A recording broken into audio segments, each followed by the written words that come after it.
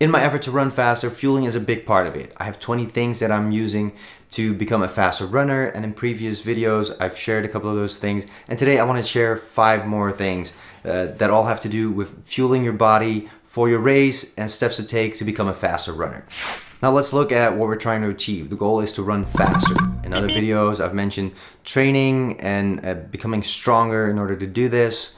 It's like lifting a 50-pound weight. You start with a smaller weight, work your way up by training until you can lift that 50-pound weight. Now, another way to make it easier is to actually just make the weight lighter. Same with the running. If you have less weight that your muscles need to move forward, it'll become easier. A few months back, after my trip to South Africa, I shared in a video that I gained some weight that I wanted to lose. Now I realize that some of you might not look at me and think that's something that I worry about, but I gained 5 kilos, which is about 11 pounds on my trip, and I was very unhappy with this. Now, I've lost the weight since then. I adjusted my diet, and yeah, seeing I have a pretty active lifestyle, so I'm not carrying around that extra weight anymore on my runs. Which brings me to my first fueling item, and that is the right food intake. It is something that is kind of personal, so I can't really tell you what you should eat and what you shouldn't eat, but I can tell you what works for me. Now, a couple of years back, I became a vegetarian, and more recently, a couple of months ago, I started eating a plant-based diet, which means I had to cut out a lot of things like milk, yogurt, cheese, eggs, things like that. It was a pretty big adjustment, but as a result from that, I think it sped up my weight loss a lot, but I don't think it had a negative influence on my energy level. Now, what I do watch out for a lot is my protein intake. So I eat a lot of beans and nuts, things like that, to make sure that I get enough protein so that my body builds up muscle instead of tearing it down. So how much protein do you need? Well, this depends on the person. It is about 0.8 grams of protein per kilo of body weight. So for a man, this averages out between 50 and 60 grams, and for a woman, between 40 and 50 grams. Now, to get my proteins, I eat a lot of soybeans and soybean products. Corn and kale are really good sources of protein. And of course, nuts, and the secret weapon being peanuts. Maybe next year, Gary. Well, or maybe not. Remember, your shell is your temple. Peanuts, every 100 gram of peanuts contain 25 gram of protein, which is almost half the amount of protein intake that you need per day. So when it comes to food, I stay away from animal products, and I make sure that I get enough protein. Now, if you do eat meat, then you still want to make sure that you get the right amount of protein, so keep an eye on that. Okay, speaking of the right food intake, this is not the right food intake.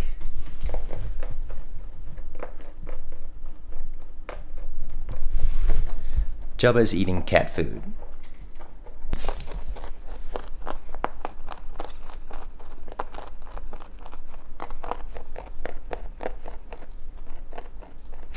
The second fuel I need is water. Now, you may have heard me say this once or twice, but you need to hydrate, not just during the race, but also before the race and after the race. So basically, always. Yes, always. Make sure that you drink enough water for your body to function properly, to recover from the training runs you're doing, and to be ready for race day. Now, in order to hydrate properly, I'm using my H2O Pal bottle. This way, I can make sure that I'm drinking enough that I'm actually keeping track of that, and that way in the weeks coming up to the race, I know I'm hydrated well enough and that my body can take the impact that the race is going to have on my body. Another fuel that I'm going to be using is beet juice. Now, I started using this last year to see if it would help me out, but I never actually got to test it since the race got canceled. So I'm using it again this year.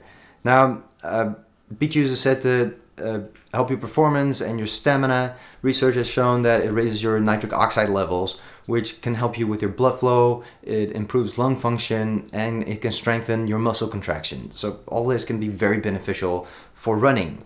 Now, I'm going to be using beet juice in the week coming up to the race, and then on race day, in the morning before the race, I'm going to be using beet juice to see if it will help me out on race day. Now I'm also going to be using sports gels, which is kind of a bonus tip because it's not in with the 20 tips. But yeah, especially for long distances, you need to fuel yourself with some extra energy during the race. So my good gels that I take with me on my races, yeah, can really help out with that. One more thing that I fuel my body with is supplements. Now, this is something that I normally don't like to talk about because it's something that depends on the person. I can't really tell you what supplements that you need to take. I can only share with you what I'm taking. If you really want to find out what supplements you should be taking, then the best thing that you can do is have a blood test taken. And that way you can find out if you need more iron or more vitamin D or whatever it is that you're not getting enough of. I live in the Netherlands, and in the winter we don't really get a lot of sun here. So I think everybody in the Netherlands could probably use a little bit of vitamin D. So I'm taking vitamin D.